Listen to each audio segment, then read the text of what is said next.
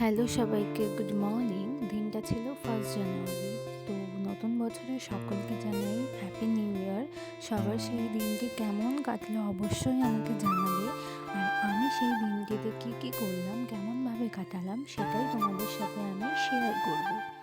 তো এখানে দেখো, সকাল সকাল আমি বেরিয়ে পড়েছি। কোথায় বেরিয়ে পড়েছি বলো তো তোমরা? ভিডিওটা পুরোটা দেখো, তবেই তো তোমরা জানতে পারবে যে আমি কোথায় যাচ্ছি। তো সকাল সকাল বেরিয়ে পড়লাম। রাস্তা একদমই ফাঁকা, আর এত ঠান্ডা দিয়েছে যে কিছু বলার নেই। এরকম দেখতে দেখতে আমিও প্রায় চলে এসেছি। আর এরকম দূর থেকে দেখা যাচ্ছে যে স্যালনটা, ওটাই হচ্ছে আমাদের স্যালন। আমি এই স্যালনেই কাজ করি। তো তোমরা যারা যারা এই স্যালনে আসতে চাও, আমার সাথে কন্ট্যাক্ট করো। আমি তোমাদের অ্যাড্রেস দিয়ে দেবো এটা কোথায়। তো সেদিনকার আমাদের স্যালনে ছিল একটা ছোটোখাটো স্টাফেদের আর আমাদের স্যালন মিলে একটা ছোটো পিকনিক। তো এখানে আমরা দেখো, ও এখানে পেঁয়াজ কাটছে। ওকে বলছিলাম যে দেখ, তোর জিএফ তোকে এতই কষ্ট দিয়েছে যে তুই সেই কষ্ট ভুলতে না পেরে কান্না করছিস তুই এখন।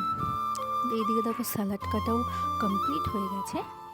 তা আমরা অনেক মজা আনন্দ করে সেই দিনটিকে কাটালাম। আর এখানে দিদিভাই চিকেন রান্না করেছিল, সত্যি চিকেনটা অনেক ভালো হয়েছিল। তো তারপরে আমরা খেতে বসে পড়লাম এখানে। তো আমাদের মেনুতে হয়েছিল মাংস, মাছের মাথা দিয়ে ডাল, আর এখানে ভাজা আর স্যালাড। আমরা সত্যি সেদিনকার অনেক মজা করে সেই দিনটা আমাদের কাটিয়েছি। তারপর দেখতে দেখতে রাতও হয়ে গেল। তার মাঝে আমরা কাজও করেছিলাম, তো সেই ভিডিওগুলো আর করা হয়নি। তো এরপর আমরা বাড়ি যাওয়ার জন্য বেরিয়ে পড়লাম।